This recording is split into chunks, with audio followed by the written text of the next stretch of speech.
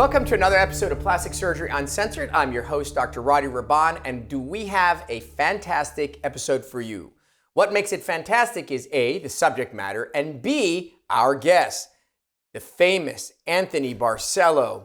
That is right. For all of you who don't know who Anthony Barcelo is a world famous best friend. He's my wife's best friend. So, and a fantastic photographer. So, we're going to be talking about rhinoplasty, but we've talked about rhinoplasty before. We're going to talk about male rhinoplasty. In addition to male rhinoplasty, we're going to talk about oily or thick-skinned male rhinoplasty. Why? Because each of these elements, the male versus female, the thick skin versus non-thick skin, has a certain impact. And since we have the pleasure of having Anthony having gone through the journey and his awesome result and willingness to talk about it, we thought we should make an episode about it. So today's subject is going to be male rhinoplasties, distinction between a female rhinoplasty, as well as what are the unique elements of, say, a thicker skinned person versus a thin skinned person.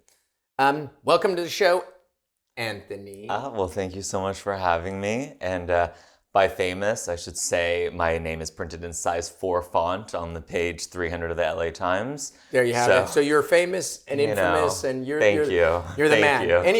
Anybody who knows anything about photography knows Anthony Barcelo. All right, so Anthony, let's start out with the inception. Oh shit, I don't really like my nose. I want to fix this. When did you? Because this is going to be a common theme for everybody, man or woman. When did you go, I don't really like my nose? That for me was probably 10 years ago, maybe even longer, but I have a recorded, notation of it. 10 years ago, I had done a Photoshop rendering of what I wanted my nose to look like. And I remember emailing it to Laura. And so during this chapter, I actually pulled it up, showed her the rendering, and remarked on how long that time had been. So you're how old now? I am 34. Okay, so you were 24 when you started kind of looking at your nose going, it's a little chueco, or hey, it's a little this, or it's a little that, right? Yeah. So for a lot of people, their unhappiness or disdain for their nose occurs even earlier, like 12, 14, 16, 19, because as a result, a lot of people are having rhinoplasties, or a ton of my patients are having them, like my nieces or whatnot, at 16, 17, 18. But what that shows you is that there is no time frame, right? You can go living your life for as long as you like, and then your nose is changing, and it may start to bother you. You may get into a sports injury, basketball injury, car accident, and it may start bothering you. So there's no right time. And you occurred sort of in your young adulthood at 24. What was it about your nose when you looked at not your rendering, but what was it when you looked in the mirror and you're like, God, what is it that bothered you about your nose? For me, it was mostly the hump. Okay. I couldn't unsee it. It always bothered me. So that was really the pinnacle of it. There were other elements that were also disturbing, but it was really the hump that was the most. Which is actually one of the more common things for men, right? So let's get to male and female rhinoplasty in a second here, but it's one of the most common reasons why people get rhinoplasty is they have a big bump on their nose. Why is it one bump patients don't care about or would be considered looks good, and another one is, oh wow, that's really terrible? There is no rhyme or reason. There's people with humongous humps that love their nose, and there are people with the most minor hump that are seeking improvement. But it is very common for people to dislike the hump of their nose. Mm-hmm. Interesting, your nose had some unique elements to it. All noses are unique, and yours had the following things. It's not customary that your objective, your endpoint, is to make the nose wider. So one of the things that was unique about your nose was that in addition to the hump, your nose was a little narrow. It had some very narrow parts. And this is one of the elements about distinction between men and women. So our objective, like you understand this, you're a photographer, you're shooting photographs, you have an objective in mind at the end, and you work backwards to get that objective. Aesthetic rhinoplasty is the same way. What I think looks attractive, keyword I, because I'm the one painting, What I think looks attractive in a woman is different than what I think is attractive for a man, right? Yeah. We don't want the same nose on a man as we do on a woman. So what are some of the things that we find attractive on a woman's nose in general, right? We like noses that are a little shorter, meaning the distance isn't so long. We like noses that are a little less projecting, right? We like tips that are more on the refined side. We like the front view not to be so wide, right? And we don't want the nose droopy, but we want it slightly elevated, right? We like a nose that's a little, and keyword, a little upturned. As far as the profile, we wouldn't mind if the nose is relatively straight, but maybe has a tiny little scoop in it, okay? Yeah. You agree that that stuff sounds pretty good? Did I just describe Laura's nose to you? Yeah. Yeah, that's pretty on point. Right. So what is it that we like in a man's nose? What are the elements you think are handsome? What are the things you think? Well, I would say straight bridge, wider, longer, more masculine. Right. So exactly that. The bridge, whereas when a woman we would mind it a little scoop.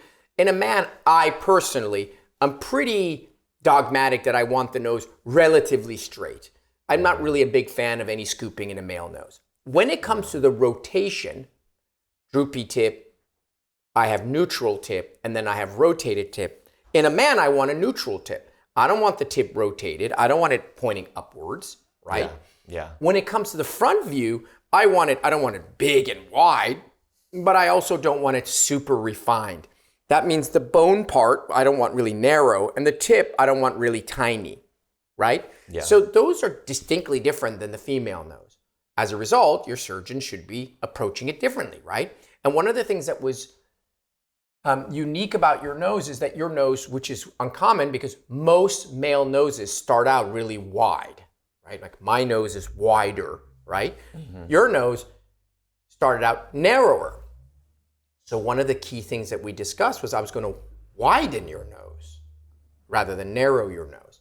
And I think that made a significant difference in the aesthetic, wouldn't you say? And it really wasn't until our consultation that I realized how thin it was.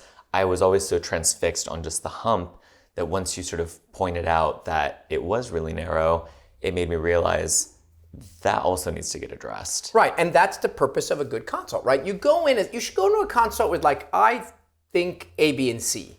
And if your consultation is effective, you should walk out going, oh, there's an E and a D and a G. Not because that surgeon is tearing you apart, but because they are the professional and they are pointing out things that you haven't considered. You just don't like your nose. I don't know exactly what it is, right? Until someone says, oh, it's this and it's this and it's this, you may not pick up on that. And that's the job of a good surgeon, right? Yeah. In addition, you and 95% of my patients had breathing issues. Now, breathing issues can be mild to the point that you're like, my breathing's okay, it's not really a big deal. Or it can be terrible. And yours was more on the terrible, right? Yeah. You were breathing through your mouth, right? Yeah. You had horrible allergies, but you also had a deviated septum, right? Which is very common in my noses, especially in my male noses. And one of the things that pushed you to get the rhinoplasty was, aside from the way it looked, you were having a lot of breathing related issues, right? Yeah. Sinusitis. Yeah, and the more research I did, the more it pointed to the benefits of this procedure. So that was a big motivator. Right. A lot of people think that oh, a rhinoplasty is going to fix my breathing. When your breathing is poor due to allergies, no rhinoplasty is going to do shit. Rhinoplasty is structural. It changes things. It moves things. It'll help with more airflow, which may help your allergies a little. Yeah. But if you have allergies, which you did, you need to treat that medically. So nasal steroids, for example, right? Yeah. So in preparation for your surgery, we had you start the nasal steroids and the saline washes and all that stuff, right? Yeah, definitely. So if you're a person at home and you're like, God, I want to fix my nose and I have shitty breathing, and a part of your shitty breathing is allergy related, do not go in expecting it to get better, and absolutely start addressing it before you do your surgery, right? So you can hit the ground running. Yeah, I started about 5 months ahead of the nose job. doing allergy shots. I took a full allergy panel, found out that I'm allergic to 20 different types of trees, cats, dogs. So we started an allergy shot regimen that required 9 months, but Yeah, you had already started it. yeah. And so that was really important. So it's I think these elements about male versus female rhinoplasty is critical. I think the fact that you have to have a good exam. I can't tell you how many times people have come in to me for a rhinoplasty consult. I examine their nose, I look at it, and then I go get my speculum and my headlight and I look in their nose and they're flabbergasted. And they're like, oh my God, I've had 4 consults. No one's looked inside my nose. How the hell is that effing possible? What do you mean? They're like, oh, the guy didn't even touch my nose. He just kind of walked up to me like this and he kind of looked at it. He's like, okay, yeah, we'll make it look good. I'm like, you mean he didn't actually put his fingers on top of your nose to feel the structure, to see how thick and oily it is? They didn't look inside? No, never looked inside. It's the first time. So if that's not happening in your consult, there's a major problem. Like, you can't take your car to a mechanic and they don't put it up on a lift, right? And they're like, yep, you got problems. But you haven't looked inside the car. Yeah, I can hear it. Yeah. Right? So that's really, really important. Lastly, and I've had this problem now recently with some people that I know that are wanting to get their nose done. Very, very common question. Dr. Rahban, what will I look like? I'm not sure. What do you mean you're not sure? What's the outcome going to look like? I have no idea what your outcome is going to look like. Can't you just show me what my nose is going to look like? So did I show you what your nose is going to look like? No, you did not. Well, what do you mean, Anthony? You went and you just had rhinoplasty and you just like, whatever the guy says. You know, I went in with the expectation that whatever happened would be an improvement on what I already had. So I wasn't expecting perfection. I was expecting an improvement. And so that said, you know, there's also a big leap of faith and trust, and you obviously have tremendous experience, incredible reviews. So there was definitely like a leap of faith, but based on our consultation, you sharing the widening, the straightening, all of that made me feel really comfortable. Got it. So let's say the listener is like, yeah, but you know him, but I don't know him. So what happens often is a patient goes, what is the number one thing that prevents a patient from doing their nose? Not their breast, not their ears. The number one thing that prevents a patient from doing their nose is fear of looking weird or overdone. 100 out of 100 times. Even if they can't afford it, they'll wait, they'll save. Time off work or school, they'll wait. But fear that I'm going to look Michael Jackson-esque is echoed by every patient. So as a surgeon, I want your money. Yeah. I want to operate on you. I want you to do surgery. So I want you to get over your anxiety so that I can operate on you. The fastest way for me to get you over your anxiety is for me to pull out my computer, take a picture of you, put it on a monitor, and then instead of all the diagrams and explanations and all that hour that I spend with you, fuck that. I'm just going to put your face on a monitor together, a really big one, and then I'm going to photomorph it. I'm going to Photoshop it. I'm going to bring your bridge down. I'm going to bring your tip up. I'm going to narrow it. I'm going to straighten it. I'm going to do whatever the hell you want because Photomorph has that technology. Widen, narrow, this, that, until such time that you look at the monitor and tell me, yep, I like it. You like this, Anthony? You like this? You sure you don't want me to bring it up a millimeter or so? Well, wait, why don't you bring it up a little bit? No. I liked it better down. Okay, good. You like this? I love it. Then I print that. I have your before, I have your after, I have my logo, right? My badass logo in the upper right-hand corner. Yeah. And then if you look close enough, what will every single Photoshop photomorph in the world say? There's probably going to be a little disclosure at the bottom. What will that disclosure say? This may not end up being the end result. Yes, they will say something to the effect, results may vary.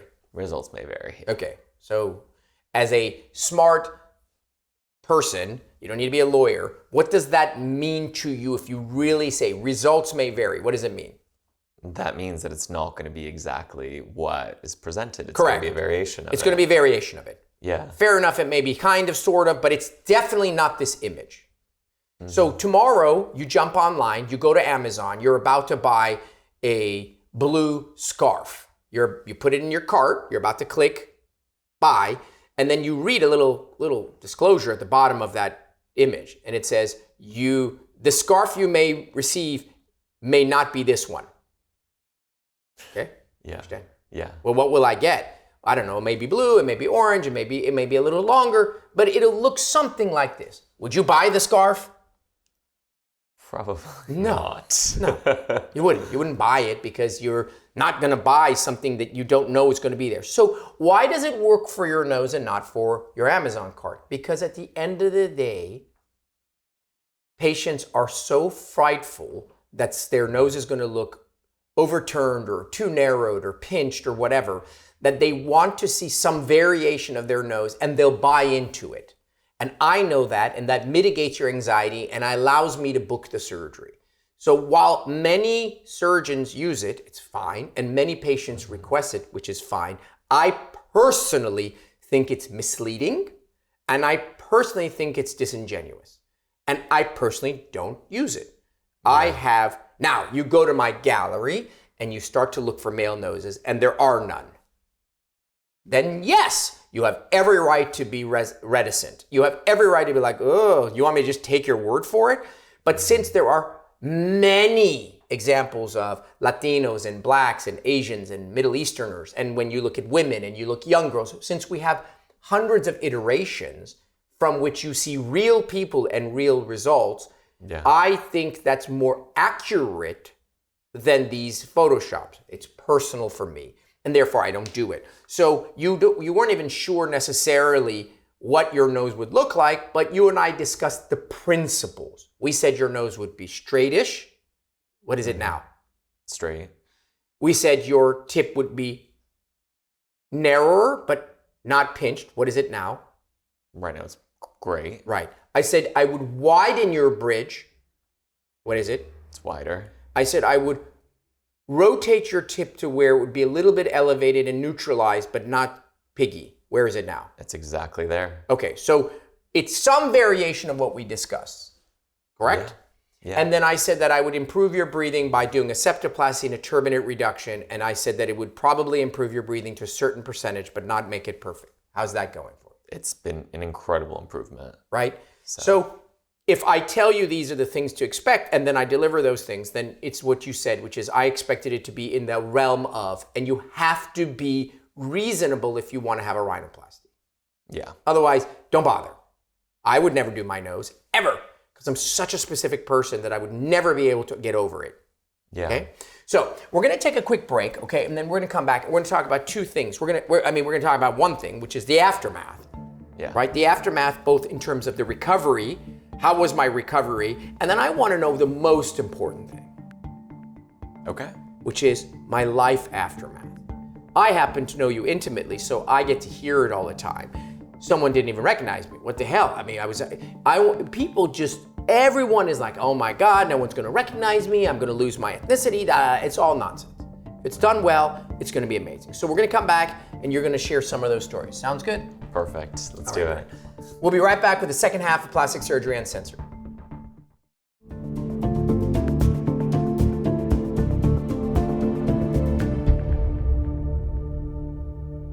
Welcome to the second half of Plastic Surgery Uncensored as we do a deep rhinoplasty dive with Anthony Barcelo. And Maria made a good point at the break. She said, didn't you say that you did some rendering like 8 years or 10 years ago? And you're like, yeah, I did it. I sent it to Laura. She said, well, what did it look like? Did your nose look like? And you're like, yeah, it looked just like it. You said it was better, but I think that's because you know me.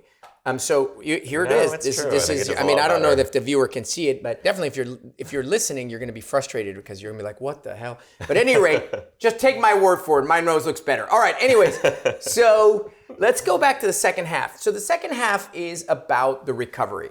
So this is where oily skin and thin skin makes a big difference, because one thing that your surgeon cannot change is the envelope of your nose. When we do rhinoplasty, it doesn't matter who the hell does it, doesn't matter what technique they use, doesn't matter if it's in Brazil or in Korea or whatever, or Turkey for that matter, they lift up the nose skin, they separate the envelope, and they manipulate the structure underneath it, the bone, the cartilage, that, and they're like, ooh, I like that. And then they put that envelope back down, and then they wait for that envelope to shrink wrap over the structure underneath it.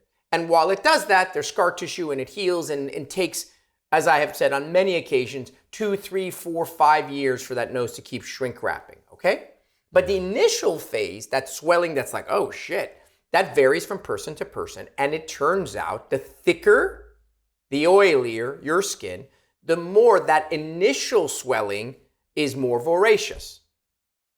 Yes. So everyone assumes that rhinoplasty, maybe everyone doesn't assume, but a lot of people assume that rhinoplasty is this sort of cakewalk. And in some instances, it's very smooth and super easy and very little bruising. And in some instances, it's not. So let's talk about your recovery. You are, luckily, an oily skinned person. Why luckily? Because while it's annoying and it's a bane of your existence and you acne, whatever, but in 10 years, when you're in your 40s, you're going to look young. And the people who have dry skin are going to look all cracked up and older. So you pay for it early on, but you get the benefits later. So we do your rhinoplasty, we put on your cast, and you come to your first week appointment, and I take off your cast, and what do you see? Well, you know me, I'm quite dramatic. And I'm also a Leo. So I had this fantasy in my head that the cast would come off gracefully, that I would turn to the mirror and I would see hair waving and this incredible nose. It was actually the complete opposite of that. It was difficult to, not pleasant to remove the cast. And then when I looked in the mirror, I'm with Laura, I see a very swollen nose. And, Laura was so gracious. She's like, it's straight, which is what you wanted. But I will say I was prepared. They always say that if you're happy with the immediate result, you're not going to be happy down the line. So you kind of want to be unhappy in the beginning so that you are happy down the line once the swelling goes down. So for me, it was something that I expected. I did have a fantasy that did not get fulfilled. Right. So let's talk about that. So what do you mean if it should, let me explain what that means. If you're happy when the cast comes off, it's what Anthony's referring to is if within 3 weeks your nose is perfect, the swelling's gone, everything looks great, in 1 year, in 2 years, you are going to have super skeletonized nose because that means you have such thin skin that there's no swelling. And as the shrink wrap continues, and you look at many celebrities, I've often referred to Bella Hadid just so that it's an easy one to look at. Beautiful girl, nose job over time. If you look at her 17, 18, 19, 20, 29, whatever she is, the nose just keeps getting smaller and smaller because she has thin skin. So what you're referring to is if your nose comes out of the cast and it's thin and looks great, we got a problem in 2 years. That's what you're referring to. Mm-hmm. So your nose was exceptionally swollen. They're all swollen. Yours was a little more swollen. And then it got a little more swollen. Why? Because noses, people are like, oh, it's the most swollen at day 1. And every day that goes by, it's less swollen, right? No, noses aren't like that. Noses are swollen, then get a little less swollen, then they get really swollen, and then it takes forever that swelling to go away. In other words, there's the immediate surgical swelling, and then there's the healing swelling. Well, yours was just balloon-like from the beginning, to the point that I was I want to say concerned, but I felt bad because it's very rare for it to be that swollen. Mm-hmm. And naturally, I wanted your fairy tale to come true, that you look like Ken right out of the gate. Yes. And not Mr. Potato Head, but you handled it with grace. So yes, your nose was very, very swollen. How far out are you now? Now would be about 6 months. So 6 months, your nose is swollen, but it's way acceptable. Nobody, if swollen, what's swollen about it? So I know and you know that it's swollen, but nobody else would know that it's swollen, right? Yeah. So the recovery of it is, the first couple of weeks, you have a cast on for 2 weeks essentially. Then it takes us some time for your insides to the swelling to go down, whatever. So this idea that you take your cast off and then you just you go to the red carpet is just a fallacy. Noses have a process. And yours was no different than anybody else's. Even though it started out a little more swollen, it's caught up and it's fantastic. What about breathing?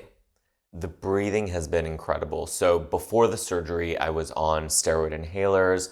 I needed emergency inhalers. And afterward, I was able to sort of slowly wean myself off of them. At this point, I'm completely off and the breathing feels incredible. So do we tell people that, oh, you have breathing issues, go get a rhinoplasty? No. It's just that when you have a deviated septum, which means it's crooked, and your turbinates, which they are an allergy, swollen, when we fix those things or improve them, you get more airflow. When you get more airflow, you have less stagnation. When you have less stagnation, you have less issues. It's not that the surgery is curative for those problems. But in your instance, it really made a significant difference, which is the case with almost all of my surgeries because I do breathing with every rhinoplasty. What do you mean? I have no breathing issues. I'm just here for the cosmetics. You have no breathing issues as far as you think, and you have no breathing issues yet. Because when I make your nose smaller, cuter, whatever, it will impact your breathing. So everyone, in my opinion, needs some breathing work done, whether they think so or not. Now, by far, the most important part. How has the change in your nasal appearance impacted your life? And secondly, what has been the so-called reactions, responses that you've been getting? Because the thing I said is the number one thing that prevents people from getting their nose done over and over again, 20 years I've heard this, is people aren't going to recognize me. What if I don't look like myself? What if I don't recognize myself? What if my family doesn't recognize me? All the variations of what I said. So the immediate reaction from my friends, my clients, anybody has just been, you look 5-10 years younger. So that has been like an incredible confidence boost. Overall, my confidence is like through the roof. It's actually made such an improvement that I've just been more open to. So basically, I've been able to date somebody like really special, and that happened because of the confidence that I garnered from this nose job. People are going to be like, nah, come on. No, 100%. There's no question that your current relationship is embedded to the change you made to your face. How is that possible? It's very possible.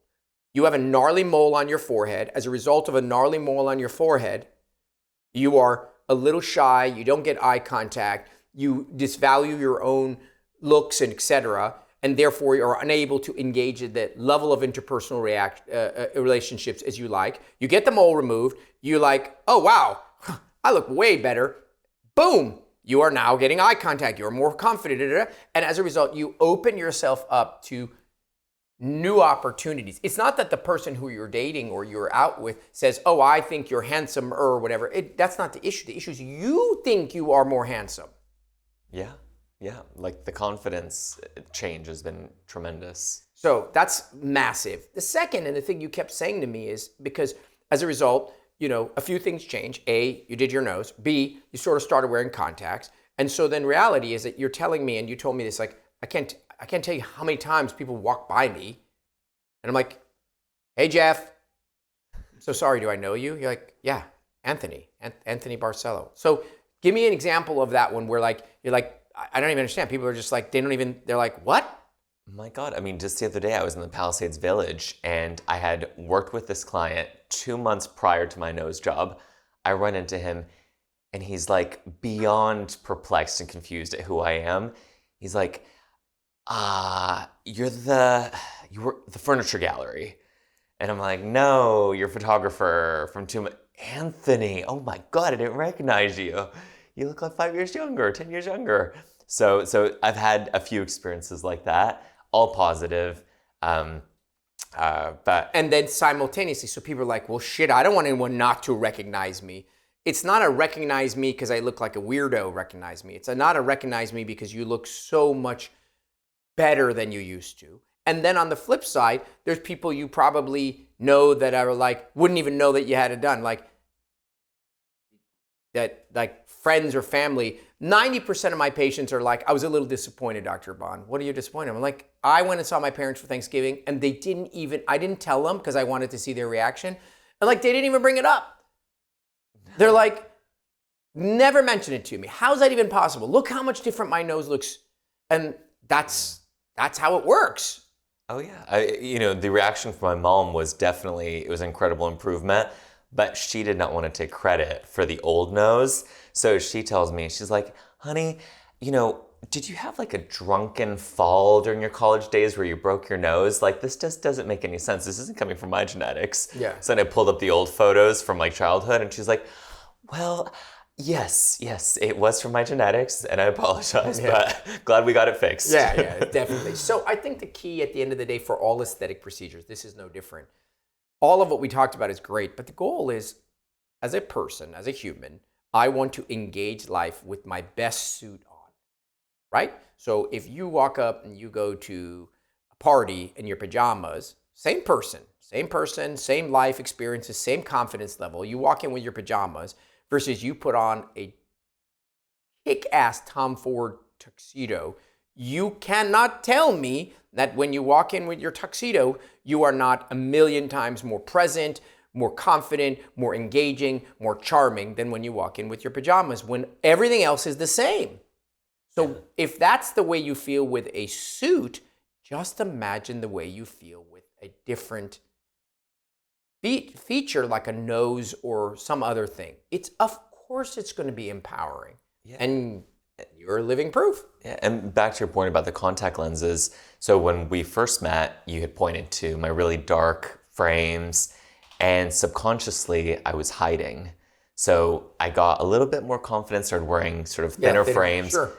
And then after this nose job, finally had the confidence to actually, be myself, not hide behind anything. It's very good, very interesting observation you make, because it's very common for people, consciously or subconsciously, it's usually consciously, to hide or try to detract attention from the feature they dislike. So most of my patients who come in with bigger or they don't like their nose wear glasses because they figure it covers up some of their nose. The men who come in with a weak chin have a goatee.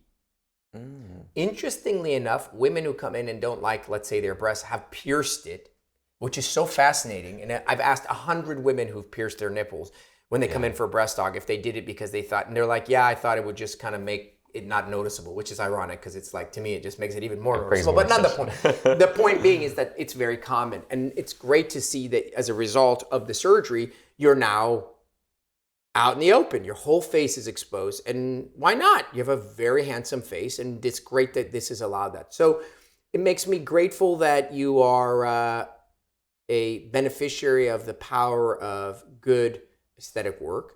And like a family member, I'm happy for you in your new endeavors and your relationships, and I wish you the best. I'm just glad that you love yourself even more. Thank you, Roddy. Okay. All right, guys, that's going to wrap up another episode of Plastic Surgery Uncensored.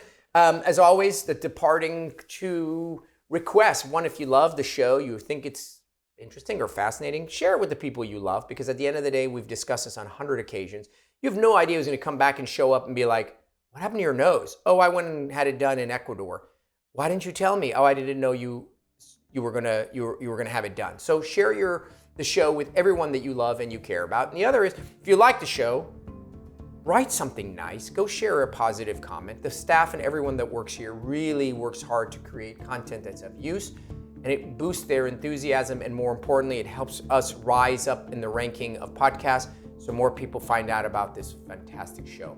All right, guys, that wraps up this week's episode of Plastic Surgery Uncensored. I'll see you next week. Your host, Dr. Rahban.